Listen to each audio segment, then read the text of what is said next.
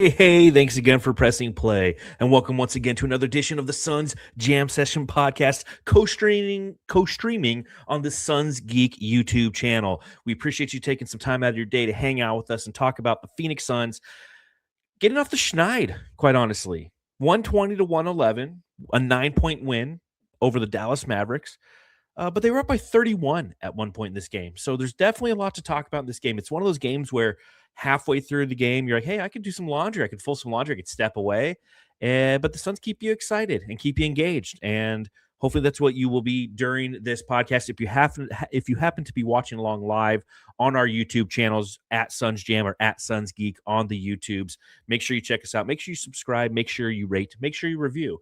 And this podcast in its audio form is coming to you on the BLEAV Podcast Network, brought to you by FanDuel Sportsbook, where I put my bet down today. It was Booker 6 assists, and Booker ended with 6 assists. So I've been hitting on some of those pretty with a lot of regularity. You know what I realized with FanDuel? Once I stopped betting football, I actually started making money. I'm like, oh yeah, because I watch football, but you just never know what the fuck's going to happen. But basketball, I kind of have a good idea. So. If you happen to be listening to this, again, thank you for doing so. Let's talk about this game. A lot to talk about. It's going to be me. It's going to be Matthew. It's going to be Suns Geek. Coming up next, I just almost clicked the end stream. So, whoa, that was close.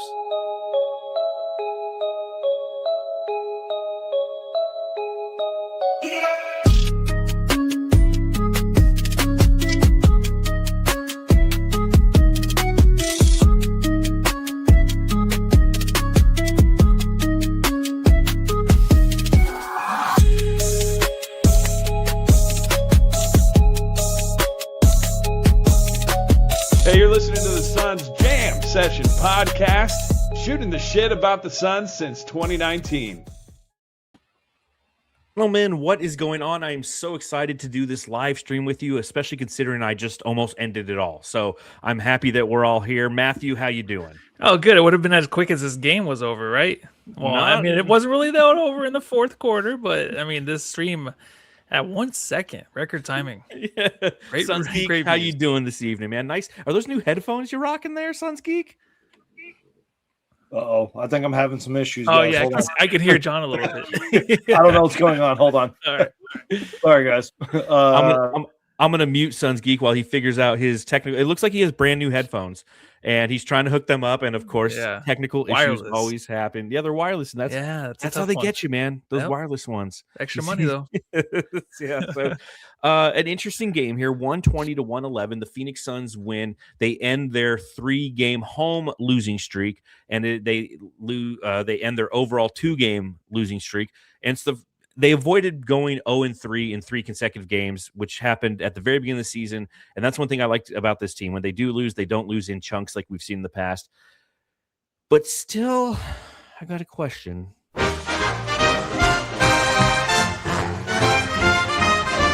Matthew, I've got to ask.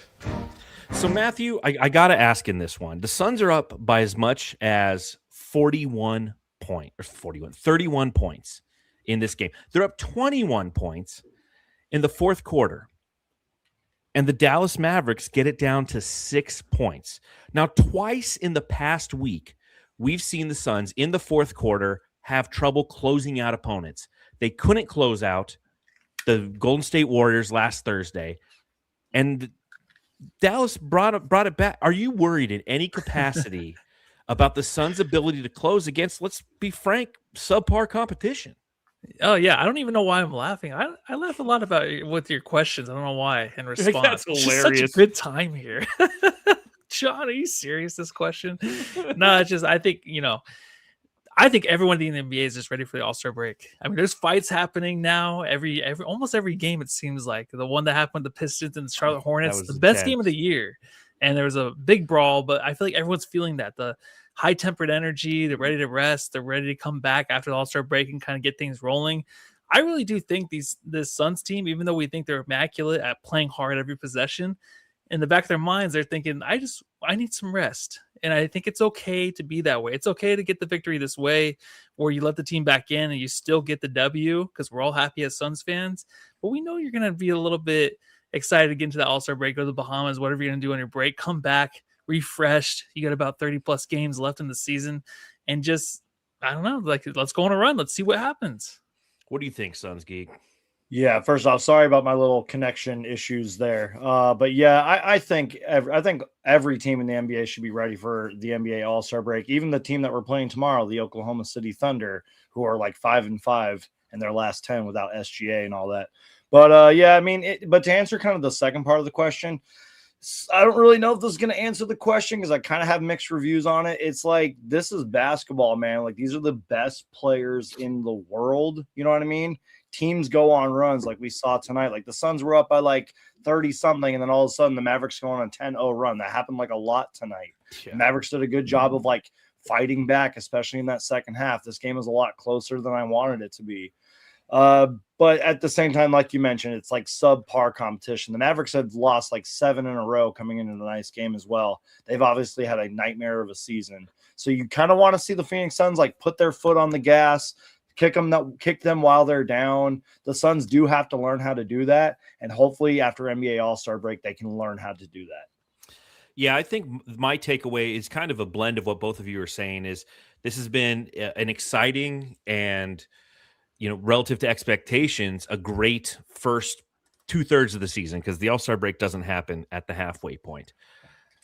But teams are tired, mentally tired. And you see that finish line around the corner, even though you're locked in and you're a professional athlete. It's the same. Like, I have a 3-day weekend this upcoming weekend. Okay. President's Day weekend, you know, yeah, Suns Geek, you got it too. Yep. I'm already thinking about it, man. It's Tuesday.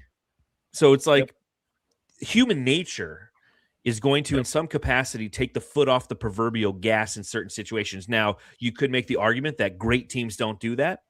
And if you want the Suns to be a great team, they wouldn't do that. And I won't deter your argument. I won't say, you know what, that's incorrect. I agree that that is correct. But that being said, I'm not shocked by it. Am I disappointed by it? That's a different story. I'm still pissed about the Warriors game. I was talking to somebody at work about it, and I'm like, man, I am still upset about that. I'm still frustrated with the way that they lost it. And watching this tonight, we're up 21 points in the fourth quarter, and ultimately the Suns are outscored in the fourth quarter 36-24. Ouch. They almost give up a 40 spot to the Dallas Mavericks, who are an actively tanking team. When you start Tyus Jones as your starting point guard, you are tanking. I resent that fact. I fortify that fact. So you are actively trying not to win games. As I'm looking at the subreddit for the opposing team and see what Mavericks fans are discussing, trying to see if they have any observations on the Suns that we'll go over during the subreddit stakeout, all they're doing is thanking the Mavericks for tanking. Like, look at that starting lineup. Way to go, J-Kid.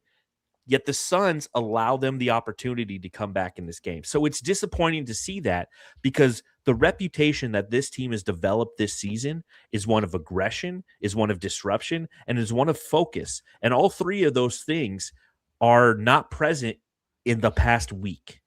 And that is something that's disappointing. And although I understand the human factor that comes into play when the All-Star break lies ahead, it is still an area of concern for me. Yeah, it definitely is. And I think with these guys, like I said last pod, that are healthy coming back, it does kind of mix things up a little bit to where guys, you know, have to kind of feel themselves again, get their feet underneath them. It's going to take a little bit of a while. And you saw it today, the way they started the game. I mean, out of the gates, like, they looked incredible. And you're going to see that more and more as the season progresses after the All-Star break. But right now, this team, it's just, they need a break. I'm exhausted watching them. I'm exhausted looking at Colin Gillespie, who looks like he's about to pass out like Steve Nash in like the finals back in 2005 or whatever. Like, that's the way he looks right now. And these guys are overexerted, but they still pulled out of their ass to end in the fourth quarter to get the victory, with Dylan Brooks just hitting big shots. So they find a way to win. They beat a Mavericks team, like he said, that's tanking, but they still play hard as hell, right? This Mavericks team, like, they still don't give up. Obviously, that's the way Cooper Flagg plays. So they're not going to give up, and they're going to make it tough on the Suns. And the Suns kind of just wanted, I feel like, to get this one over when they're up by like 30 points in the second quarter. So, yeah.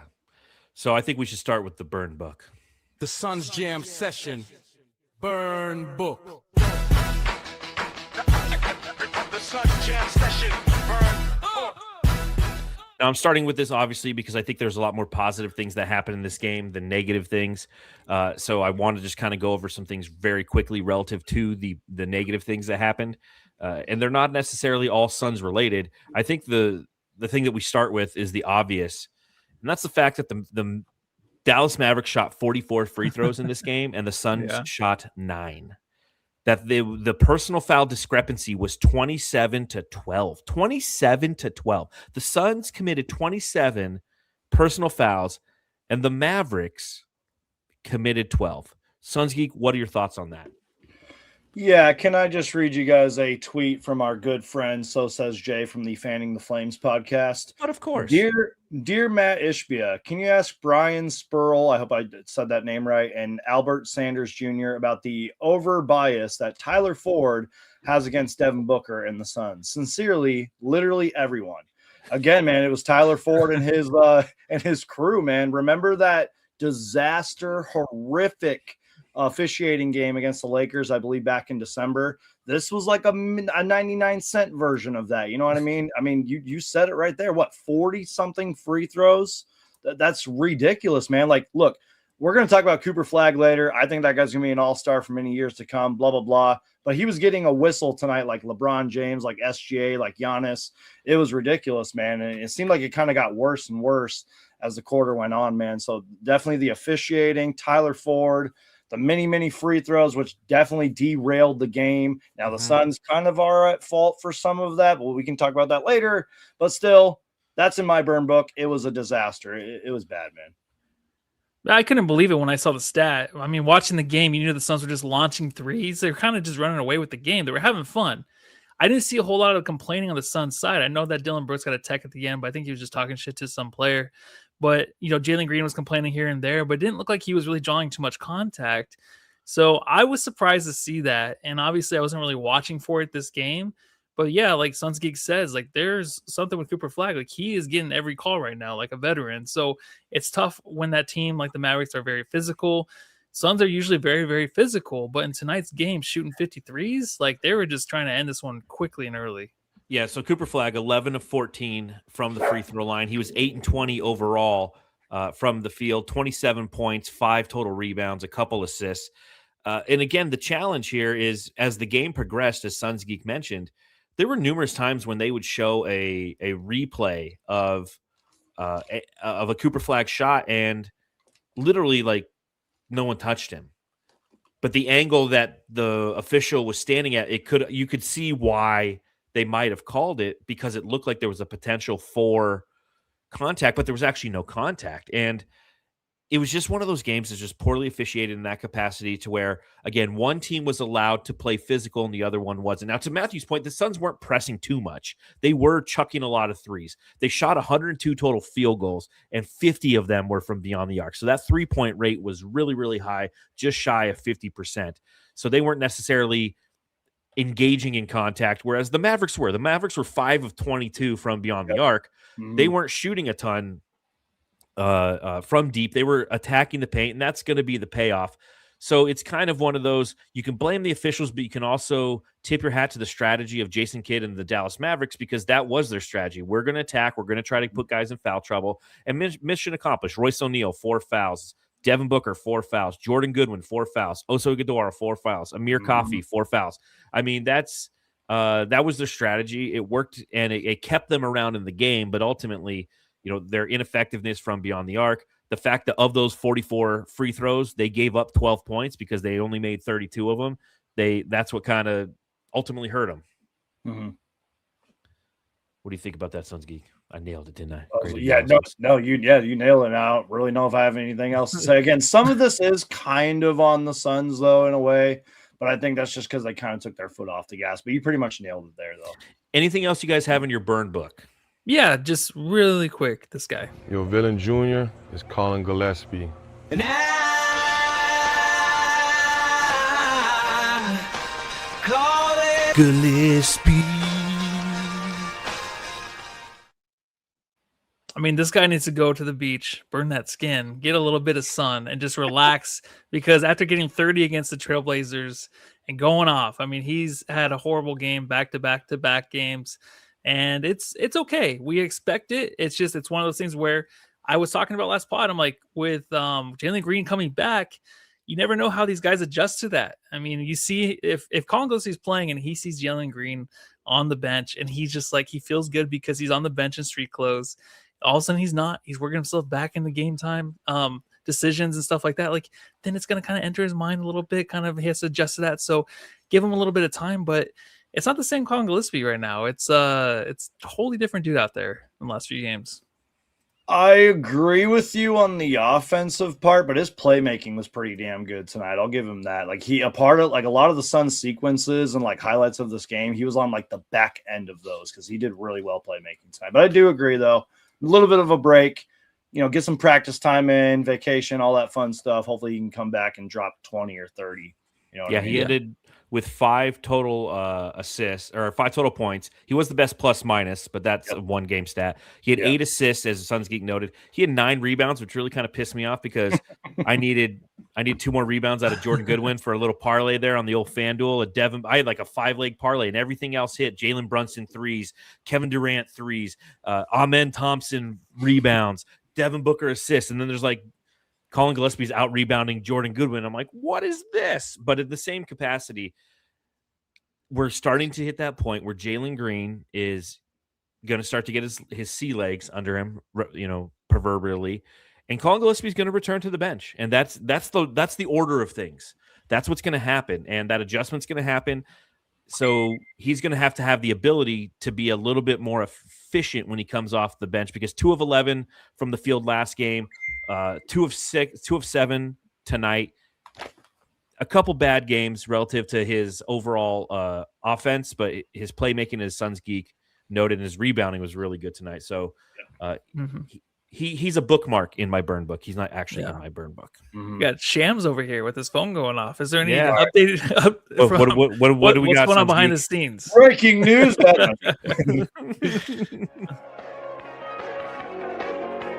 Tell me the right side. So there's a lot of good things to take away from this game. And I think I'll start with Booker, man. Allow me to reintroduce myself. My name is Big Dick Booker.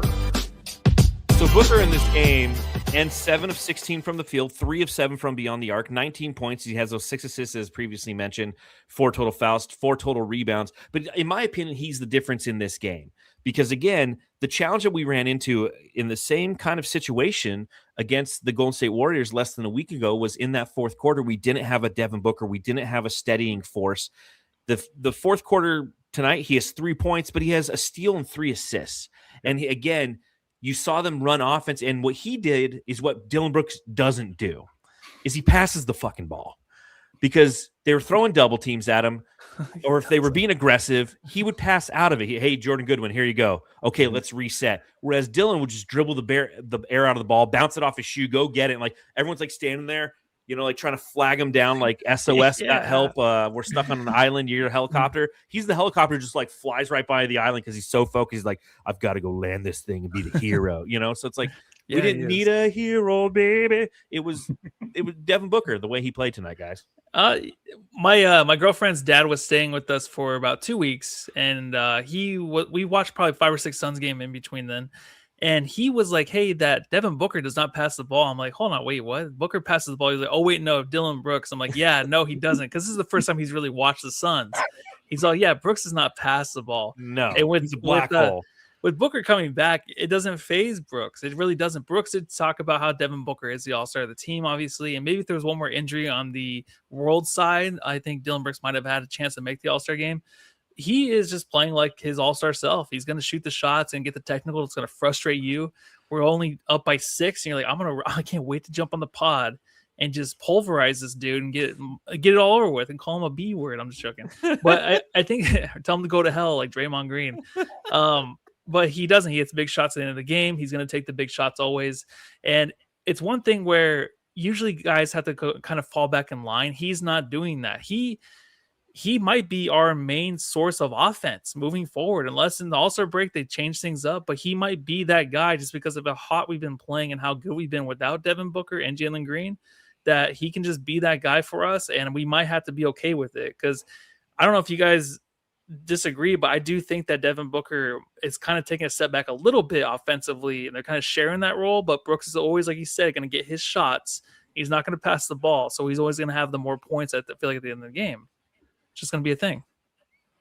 That's what's kind of tricky about our season and Devin Booker, because obviously he's an all-star. He's been playing at an all-star level, but like, with the Jalen Green injuries, kind of the inconsistency with this team in terms of like rotations, lineups, again, injuries and all that, it might seem like Devin Booker has took a step back. And sometimes he has these like weird games where like he'll stuff the stat sheet, but he'll have like a not a great shooting night. And I kind of feel like that was tonight, except for in that second half, because he had 3 fouls early on in this game. And to my knowledge, he wasn't shooting that well. And then he ends up finishing the game, 19 points, 7 for 16 from the field, 6 assists, 2 steals. Now he did have 3 turnovers, but I felt like he was more calm, cool, and collective kind of in that second half, which again helped us win the game. And then Dylan Brooks, it's the whole Dylan Brooks experience. You know what I mean? He had 15 points in the first quarter. He was cooking out there and then pretty much went ice cold. I don't know if that's because the Mavericks might have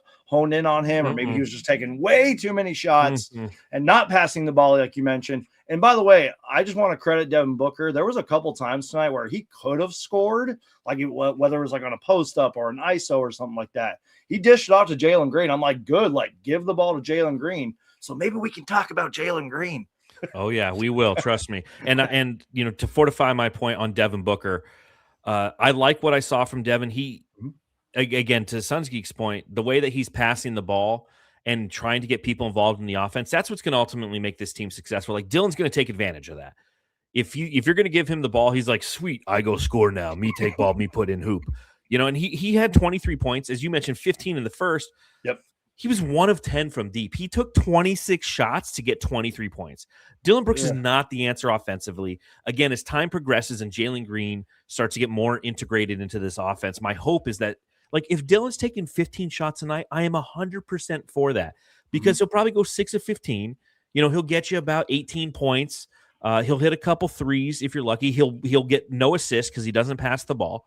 But it's something about wearing number 3. It's like him, Kelly Oubre, Bradley Beal. You give them the ball, it's a black hole, and you never see the ball again. Only Chris Paul passed out of it. But back to the Devin Booker side, that's his job essentially, is to be kind of a facilitator on this offense. And point book is not a taboo phrase anymore because he does a good job of it. And trust me, as somebody who is watching and hanging every assist tonight, you look at 3 turnovers, you're like, assist to turnover ratio 2-1. I will say that 2 of those turnovers were literally like lob passes, and they weren't great lob passes. But like Mark Williams should have had them and dunked them, and he just didn't. They were just a little behind. So you do note that Booker didn't give him great passes, but they were good passes. So it's like a lot of his turnovers, these weren't like Kevin Durant bouncing it off of his foot right to the opposition so they can run a fast break. Yeah, whenever those alley-oop passes actually are, on the other end, like being received well, I think that we have to actually worry about Devin Booker and if he's an elite or something like that, because he still can't do those. Those passes are just miserable to watch, and I don't know why he still does it, but it's okay. You know what I mean? Like, he throws it and hits off the glass. It's like, is he not embarrassed by the way he throws those lob passes? Like, why is he still doing it? Because he's never been good at it. It's just a crazy thing that he still does. Practice that. Or just pull for a jump shot instead of lobbing it. I just don't do it. Don't embarrass. Yeah, but that was always the DA, because DA couldn't catch him. He just started shooting him, and all of a sudden he had great stats. It's like, why is that? It's because he's not passing to DA. Yeah, but good for Jalen Green. Green, green, green, green. Green, green, green, green. Green, green, green. So Jalen Green, 20 minutes played, 5 of 14 from the field, 2 of 8 from deep. Although a couple of those threes that he hit, man, they sure looked crisp. He ended with 12 points off of the bench. He had 4 assists himself, 1 total rebounds, a couple of turnovers himself as well. The most important thing here, gentlemen, is Jalen Green has played in 2 consecutive games that he's not injured. Let's go, baby. Let's go. Don't call it a comeback. He's been here for years. What do you guys think? So, Matthew, what do you think of watching Jalen Green out there tonight? Well, tonight, it wasn't the best game, I feel like. It was cool to see him on the court. Like you said, 2 games back to back. I am a fan of like how he just sucks in the defense offensively. When he gets into the paint, he brings everybody with him. But obviously, the defense has to suck in before he even gets to the perimeter. So right now, like we haven't really had that obviously with him being out, a guy to get to the rim that quickly. But I can't wait for Grayson Allen to be healthy too, along with this guy, because there's going to be so many open threes with that dude. Because the perimeter's going to be sucked in. Preach. If not, he's going to burn the dude defensively, get the ball back out, or else finish at the rim. Like the play where him and Booker exchange the passes back and forth quickly, I haven't seen that, I feel like, ever this season with two guys off the Suns. And I think Booker, he's okay getting the rim. He's not much of a slasher, but obviously we know what we have in Jalen Green, who could finish those type of plays that quickly to get it, have great handles, and finish at the rim. It's fun to see, man. It's a different kind of level that the Suns team's going to go to with him offensively. And I can't wait till he's playing 35 minutes a game, because it's going to open up a lot more offensively for everybody. Preach, Matthew. Absolutely love how you worded that, man. But yeah, I thought he looked pretty damn good tonight, and that's saying something, because we all know he's not 100% yet. But that little transition play where they were running back and forth, passing it to each other, that's what excites me with Jalen Green being on this team. And then I think somebody just mentioned it in the chat too. Even though he got blocked, he went up for this one poster-ish dunk. I wanted him to finish that so bad. Yeah. And by the way, shout out to Cooper Flagg afterwards. He had his own poster dunk over Dylan Brooks. But still, the fact that Jalen Green is getting there and he's looking more comfortable. And as Matthew said, like when Grayson Allen comes back, like, holy crap, I cannot wait to see this team, just how they run an offense, get threes, pass the ball to each other. It's going to be so exciting to watch. I took a few Jalen Green notes tonight. Some of them we've already talked about. But he started off this game 9 points and 4 for 8 from the field. Like, he looked really comfortable out there. And then, John, you said this earlier. Some of those threes were crisp, man. Like, he does that little, like, ball handle kind of crossover move, just fades back and pops it. Like, that's exciting stuff. He had that little, like, hop step-ish three. He had that drop pass to Oso Ighodaro. I thought he looked pretty good, but really, you guys, it's kind of like we've been talking about. He just has to rack up games with us consistently. Hopefully this All-Star break does him some good as well. And then, I know this sounds a little crazy, even though we have one game left before the All-Star break. I just want to see Jalen Green just let it fly, man. Get those shots under you, because we're going to have, 8 or 9 days off after this. Just let it fly, Jalen Green. Who cares? Yeah. Tomorrow's like take the training wheels off the bike kind of thing. Yeah, my notes, and it's funny because it's weird how different people absorb the game, because you see some people in the chat and they're like, hey, he looks great, and other people are like, something's wrong with him. So again, people see different things. He looks more confident to me. Yes. And I actually noticed in the last game where he kind of played inhibited, where he was just like, you know what, I'm comfortable with where I'm at. I'm going to attack. He still needs to get, from a fatigue standpoint, I think that's the next great step for him, is just getting in game shape for the demand. But like, his quickness is there, as Matthew mentioned. The way the layer that he's going to add to this team as somebody who can just slash and get to the rim at will is really going to provide some great things for this team. I think there's going to be inefficient moments. Tonight was kind of an inefficient night for him. But the way I kind of look at it is like you ever buy a new car and it takes time to get to know its angles, like parking it, right? You're like I drive a truck. If you've ever driven a truck, like, you don't really, it's hard to understand how far away the passenger side front of your truck is as you're trying to park it. And it takes some time. People ran over.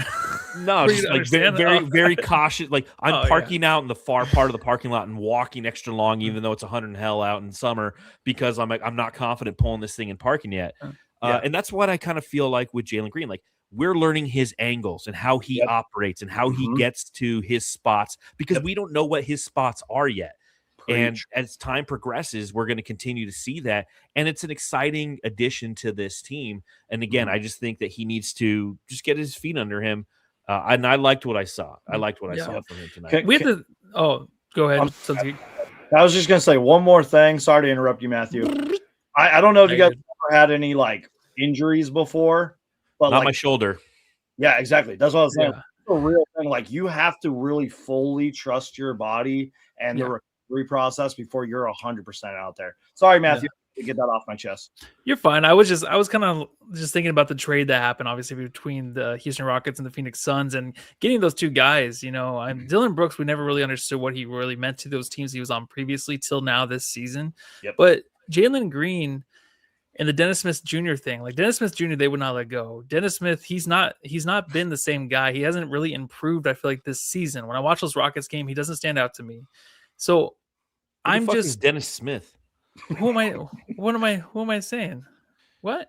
Dennis Smith, like the guard who was drafted by the Mavs in like 2008. Yeah, No, like, what's the name of the power forward on the Rockets? That they were Jabari Smith. Jabari Smith. Jabari. Yeah, dude. Yeah. Completely. Yeah, they wouldn't let him go. There's like 4 names in the NBA, and I can never get them right. Yeah.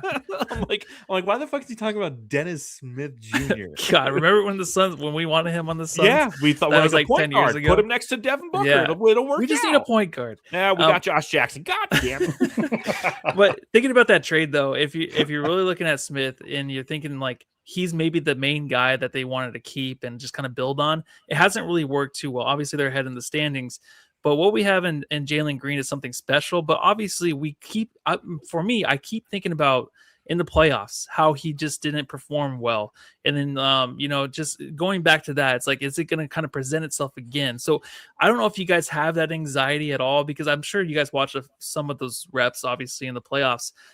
Do you guys have that anxiety where it might come back to where we're seeing some shots like, shit, is this going to be the same guy? Or else are you just like, this is a new chapter for this dude? I don't personally, because again, this is a season of evaluation, and that's part of the evaluation process. If he goes out there and he's given the opportunity that we've been waiting for him to get, and again, it's unfortunate because of the injury, because now we're 54 games in the season and the evaluation process is ultimately starting. But if he goes out and in this evaluation process, and he doesn't meet the expectations, I honestly think that this team's going to utilize him in some sort of trade. And that's why the back end of the season is so important for him and for this organization, because it's their opportunity to go, you know what, we've got 2 more years of Jalen Green under contract, 33 million, 35 million escalating. And if he is inefficient, if he is somebody who chokes out in the playoffs again, as much as guys on the team might like him or what have you, part of a culture piece he is somebody who, at least locally, we know the fan base is going to start to try to trade and put him in all the mock trades, and it makes sense to do so. So I don't get an anxiety necessarily because there's a possibility that he could fail, because I know that if he does fail, it opens up options for the Suns. If he plays great, it's fantastic for the Suns, but we're not tied to him like a Bradley Beal, where it's like, hey, if he sucks, we're screwed because he's got a no trade clause in his contract. Yep. Yeah. No, yeah. I agree with both of you. Like, it is kind of in the back of my head, but like, I'm honestly just focused on the next game. You know what I mean? Yeah. I'm like Jalen Green. We have a long way to the playoffs.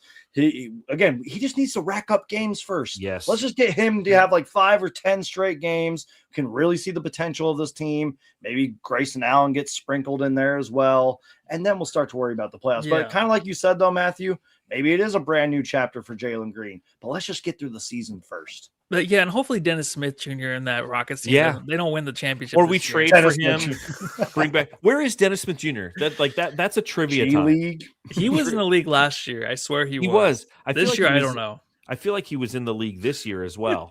Like somewhere, someway. I'm just watching highlights of him. That's why he's in the back of my head. Just like Dennis Smith. You're watching old Dennis Smith Jr. All right, so here we go. Oh, he hasn't played in the league since 2024. He last played with the Brooklyn Nets. There you go. Real Madrid. Oh, he's with Real Madrid. Okay, there you go. Who should we talk about next? The Suns, I think 7 guys scored in double figures, so there was a lot of positive performances out there. Who do you guys want to talk about next? Who do you got, Geek? Ryan Dunn. I like it. Dun dun dun dun dun dun dun dun. Dun dun dun dun dun dun dun dun dun dun dun dun dun dun dun dun Ryan Dunn, 4 of 5 from the field, 2 of 3 from beyond the arc. He goes for 12 points, his first time scoring in double digits since November. Add in 4 total rebounds, a couple of assists, and just so you guys know, he's 6 of his last 9.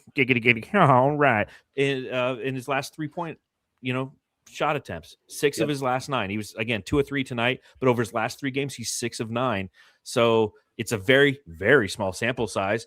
But Suns Geek, tell me why he's on your bright side book thing segment. You know what, though? Like you said, it's a small sample size, but I will take it because really, I know you can say this about like a lot of guys coming off of your bench, but any points we can get, especially from a Ryan Dunn type player, is just an added bonus. But he's looking a lot more confident out there. I don't know if this is just like a second half of the season surge that we're seeing from him. We all know what he can do on defense, blah, blah, blah.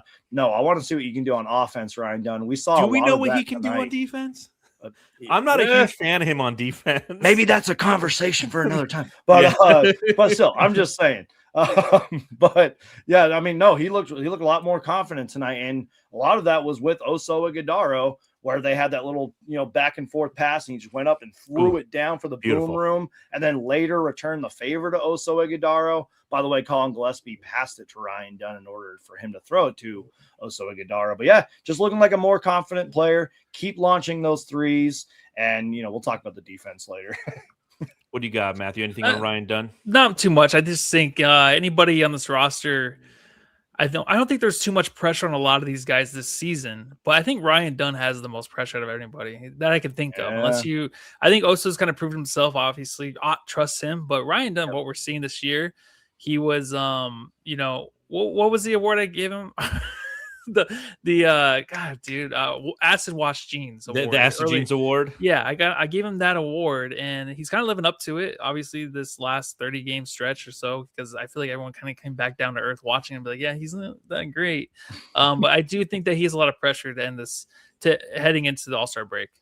Yeah, this is the award that Matthew gave to Ryan Dunn before the season began. The Acid Jeans Award for the guy who's the most washed. Gilmore.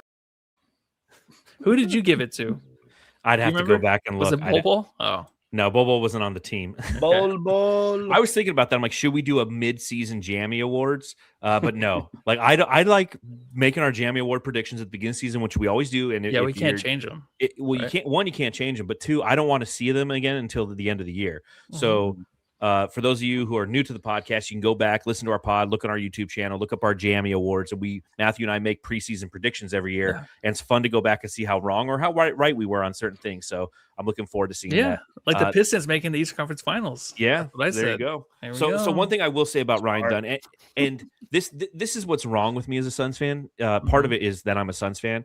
Is Matthew's 100% correct? Like, there's not a lot of pressure on these guys this year. Ryan Dunn probably carries the most pressure just because he is in the second year of development. He is kind of their last high draft pick that they're going to have for a while outside of Come On Malawach, and he really needs to be an integral part of the succession plan here in Phoenix for this team to be a viable option and a competitive option over the next few seasons, because they lack draft capital completely and utterly.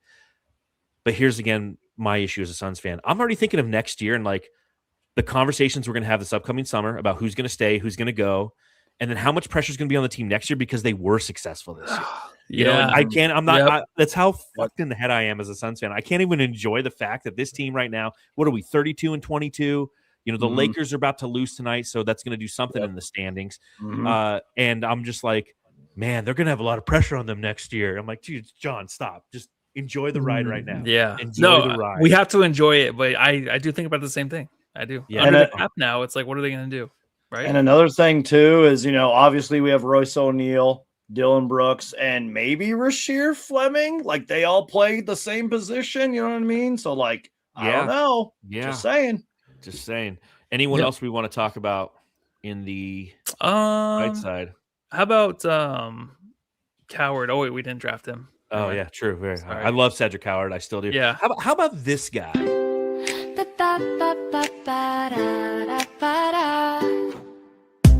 The best part of waking up is Amir Coffee. Welcome to the team, Amir Coffee. He gets his first game minutes tonight with the Suns, plays 13 minutes, played with the closing unit there for a while, 6 total points. He's 1 of 2 from beyond the arc. He had 4 personal fouls because everyone had 4 personal fouls, but he did have a steal, a couple rebounds, and assist as well. Amir Coffee, initial impressions. What do you guys got? You know, I actually thought he was going to score 20. I feel like these guys that come to a new team, like they always like Nick Richards.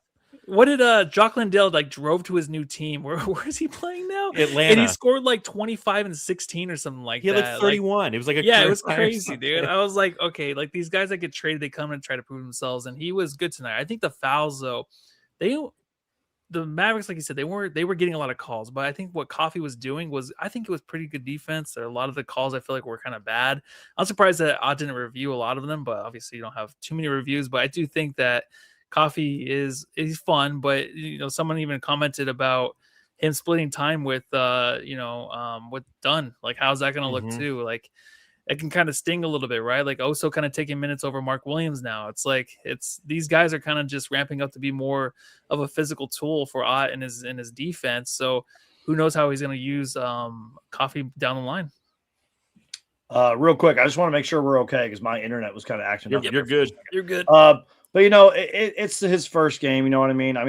Wasn't he technically active against the Sixers? But still, he didn't play. Yeah, I'm just saying it was his first game. Looked confident in his son's debut, and I feel like Amir should just be happy for the fact, like you mentioned, John, the fact that he was with the starters kind of midway through that fourth quarter. That's got to be a big compliment already. He's just got to be a little consistent. It's his first game. He's been in the Valley less than a week, so I think he'll be fine. He looked really good out there, and I can see why they traded for him. Yeah, Saul says it in the chat, and I agree with this. It looked like he fit in. Yeah. He looked like he fit in. He playing weak side defense, being disruptive. That's ultimately who and what this team is and what they're designed to do.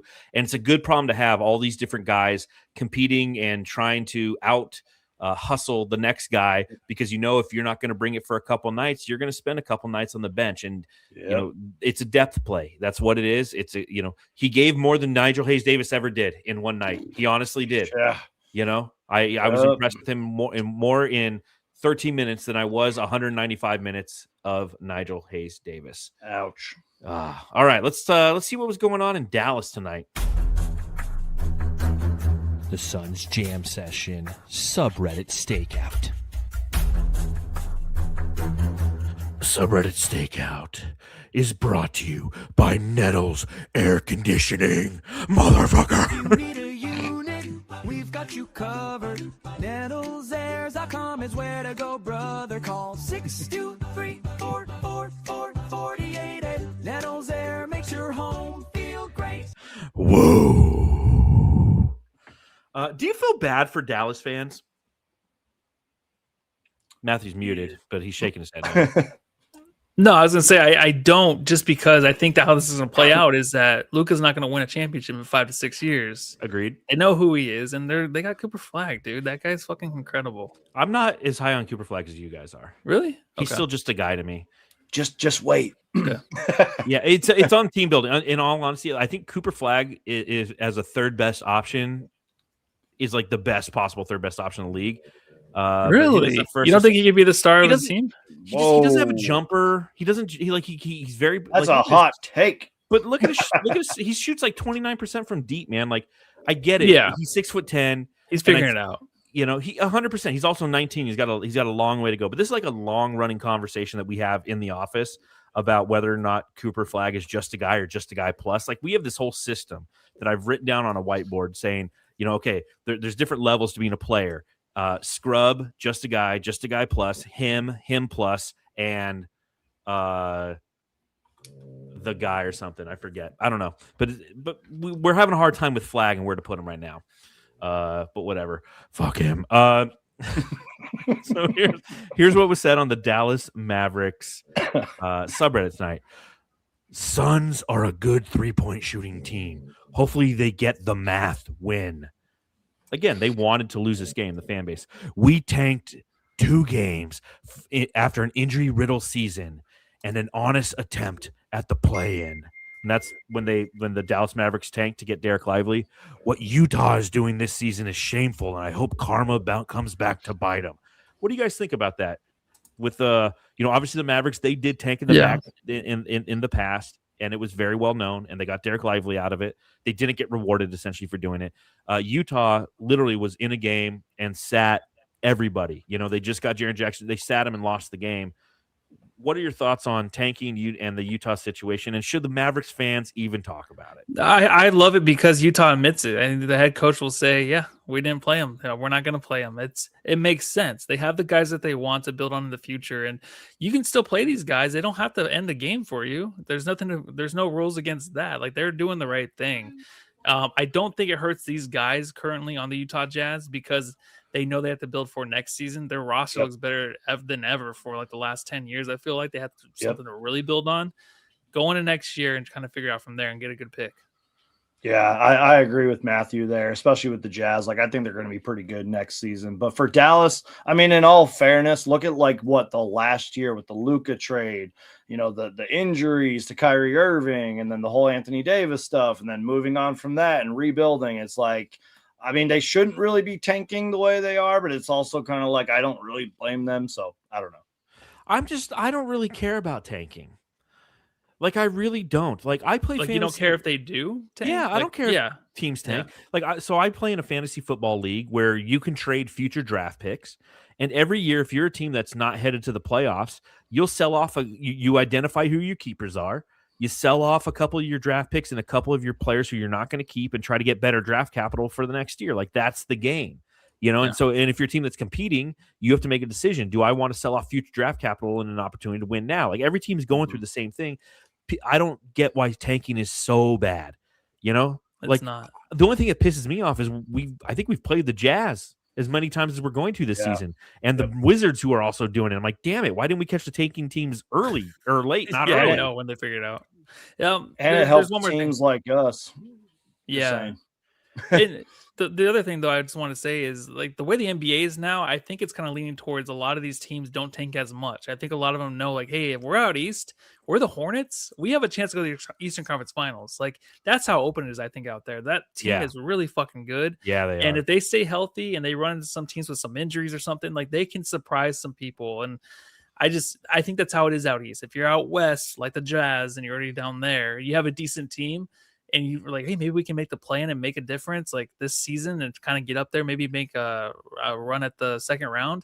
It's not going to happen out west, but out east, it makes sense, I feel like. Yeah, out east it does, but out west, and you look at Utah, you look at what Dallas is doing, and you know that they're giving up, right? They're trying to lose games in order to maximize draft capital or to trigger a pick. And that's another thing with all, who is it who has a top 8 protected pick? Zach Lowe was talking about this today, where essentially it's like they're tanking. So it's the Wizards. The Wizards, like, if they get a pick that's 9th or worse, they give up that pick. But if they get a top 8 pick, it's protected. So they're going to do everything they can so they at least have the asset.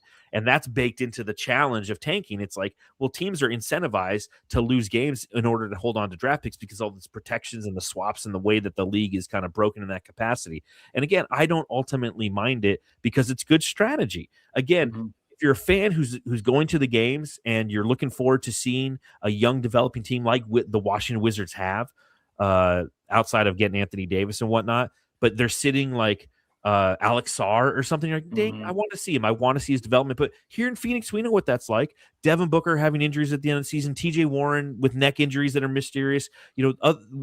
These aren't the first teams to do it. It happens every year, and every year there's just people beating the drum and of relative to frustrations with these things. It's just kind of the natural order of things. You're either a buyer or you're a seller, and you just got to kind of accept it.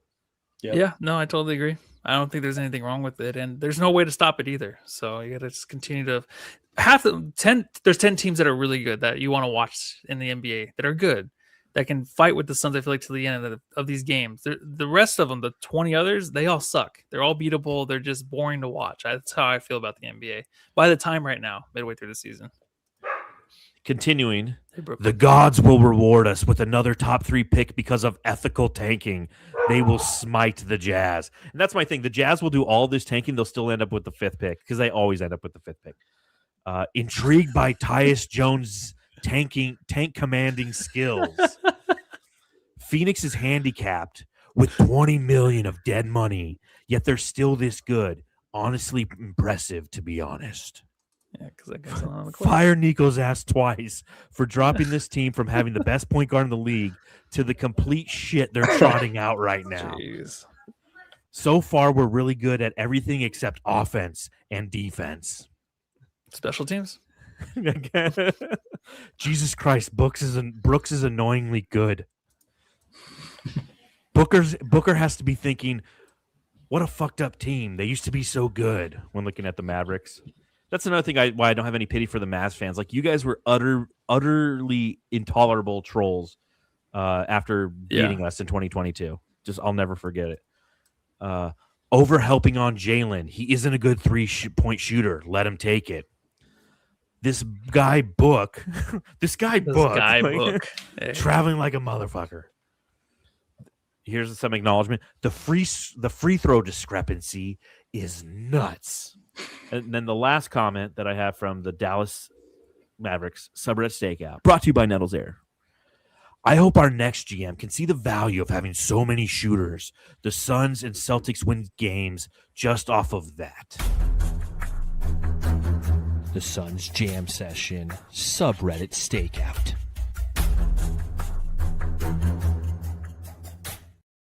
All right, any other notes we want to talk about before we hand out some hardware and talk about what's next, my friends? No more notes, but I mean, are we always going to jump on the pod and be like, oh my God, we gave up a 20-point run? Like, I don't know. You know what I mean? Like the NBA, like, no, that just sucks. It's always because it happens all the time. And literally when it happened in the first half, we were up 30 and then we were up 10. Yeah. Okay. And I was thinking the same thing. I'm like, like there's no need to talk about it. Things will stabilize. For me, the thing that was worth talking about in this game was the fact that we were up 21 and we gave up a 15, they gained 15 on us in the final quarter again. Yeah. It's a reoccurring theme now. It's one thing to give up 20-point runs at points in the game because we put 20-point runs on them, but it's to give up leads to subpar competition in the fourth quarter. That's what concerns me. Yeah, I totally agree. All right, let's do Jamstar. What do you got? What do you got? I was just gonna say, Suns are now 15-0 when leading at halftime by 10+ points. That's all I got. Wow, dude! Whoa, you didn't even give me a chance to do one of these. Ooh, dang, stat me. No, the stat me. Listen to what Suns Geek said before that. Apologies, Dave King. But yes, the Phoenix Suns are now 15-0 when leading by 10+ points. Let's freaking go. If we could do that in the playoffs, that'd be amazing. Playoffs.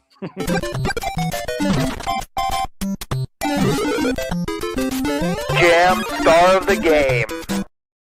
Jamsters, a reminder, subscribe, rate, and review. If you're on the Suns Jam Session channel, head over to the Suns Geek channel, give him a thumbs up and a sub. Do the same if you're on Suns Geek. Head over to the Suns Jam Session podcast. We're up to 4,080.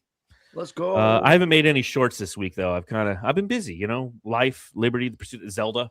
I beat Zelda Breath of the Wild. Nice. I'm like, I could make a short about Devin Booker being in the 3-point contest, which I forgot to talk about tonight.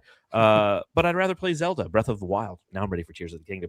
And make sure you stop by Bubba Chubbs Cards and Collectibles by going to BubbaChubbsCards.com or follow them on Instagram at Bubba Chubbs Cards. You get cool cards. You want to see my newest card? Wham! It's a Devin Booker Tops Now card of him hitting a game winner over the Oklahoma City Thunder. Limited edition card. It's got him making the shot. I don't know if you remember that buzzer beater. We play them tomorrow night. What's that? Is that the bubble one? No, this happened earlier this season on January 4th. It's got like the date. They do these Tops Now cards. It's really, that was great. Keep visuals. It frequent. Nice. Very cool. I'm a nut. But it's Jamstar. A lot of options here. Again, 7 guys scored in double figures. So what do you got? Let's go with the geek. Who you Jamstaring out to tonight? I'm guessing you're on mute. I mean, I'm just throwing a guess out there. So sorry, guys. It's been a weird night. My apologies. A lot of great choices here, but man, I'm probably overhyping it just a little bit like I normally do. But I'm going to go Ryan Dunn, man. Ryan Dunn for me. Whoa, and then you guys know I like to do my honorable mentions. The fact that we had Devin Booker, Jalen Green, and Dillon Brooks on the court tonight. That's my second jam star. What do you got, Matthew? I'm going to go Dillon Brooks. It's his team right now. So he's going to win Jam Star till Booker wins it back. So he'll be Jam Star till I'm like, okay, but it's Booker's team again.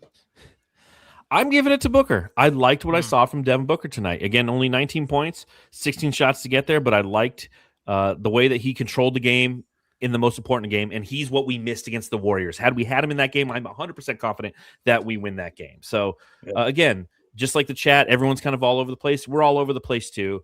Up next for the Suns tomorrow night, the Oklahoma City Thunder are coming to town fresh off a loss to the Los Angeles Lakers. Or no, they beat the Lakers. They beat them. They beat the Lakers. Okay. That was actually fun.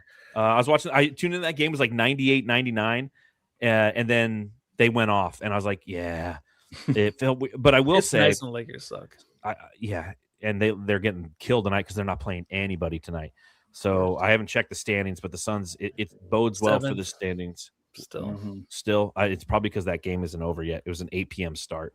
Okay.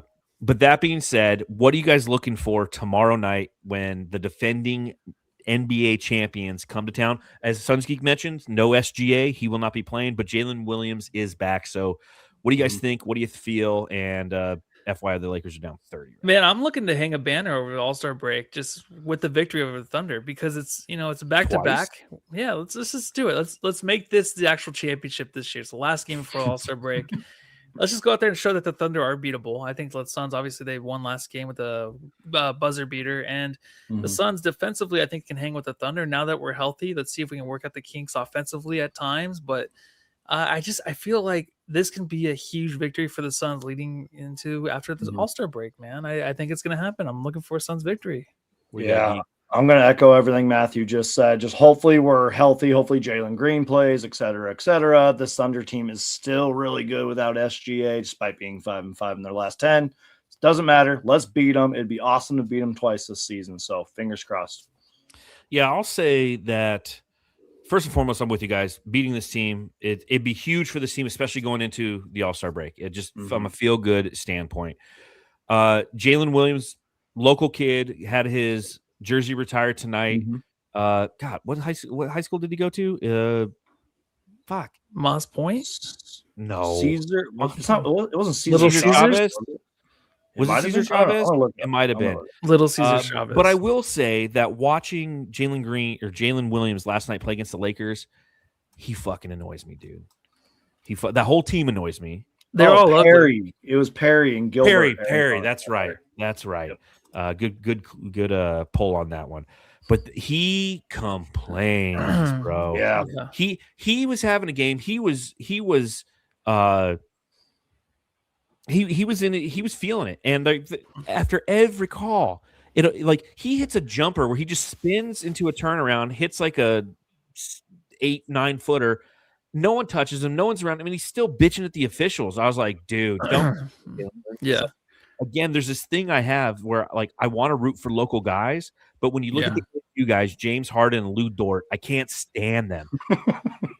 Rising that list, I'm like, dude, don't do this, man. I want to root for you because you're a local kid, and you are just bitching out of your mind. It's almost like SGA is on the bench, so I must assume I'm the guy who should get all the calls relative to contact, and the contact isn't occurring. So I'm worried about that tomorrow night. Yeah, they're just the whole team's white trash, and they won the lottery. That's what they look like in their post-game press conferences. And it's crazy how badly we hate this team after they just won the championship, because before I was rooting for them. Now I can't stand them. It's like they don't deserve that championship. They're annoying. They talk a lot of shit, and like you said, they're always complaining, like they deserve everything in the world. So that's why I love the fact that a lot of people are still hyping them as the championship favorite. They're not. I've known this months ago. This team's beatable, and they're not going to win the championship this year. They're going to lose in the second round. Because when we lost to them by 50, I had Flex on the show. And shout out to Flex, RIP to your mother, man. I know you're going through it. But the conversation that Flex and I had was, this team, I know they just beat us by 50, but him and I spent the entire podcast talking about how this team is highly beatable. There are a lot of issues with this team. And again, there's just this air about them that, to your point, Matthew, nobody likes the Thunder.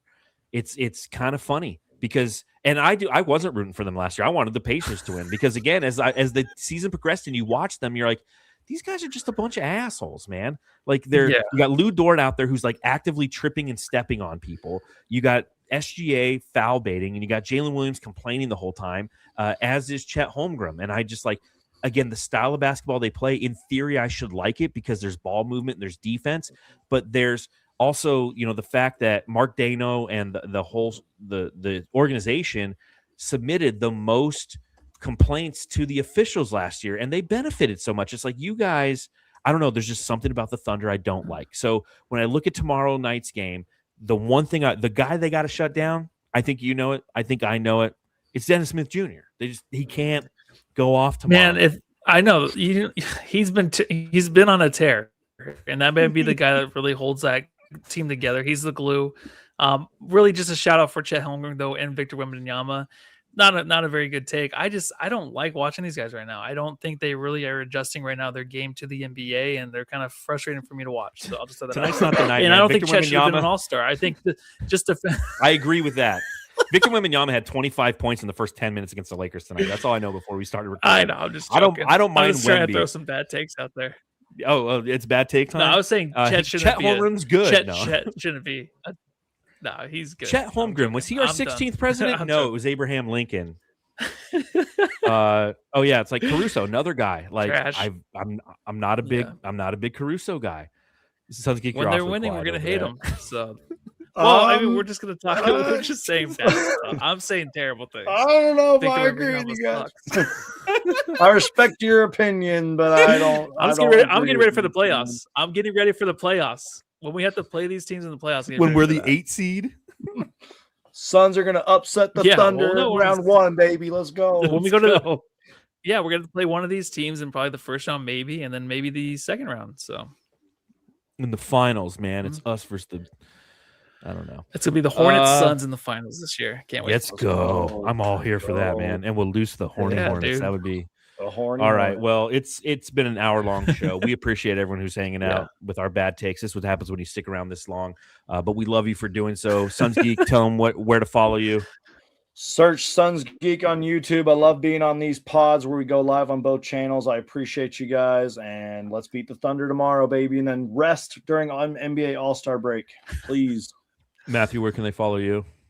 Matthew, let's see. At Matthew's Actually, Bad Takes. I can even log in. Yeah. These bad takes. Throw them out there. Maybe I'm right. But yeah. Love you guys. And you can follow me at Darth Voida on Twitter and read all my writing at brightsideofthesun.com, where myself and the team, even though it's going into the All-Star break, plenty to talk about. So make sure you stop by there. Matthew, tell them what to do. Go on, love family, everybody.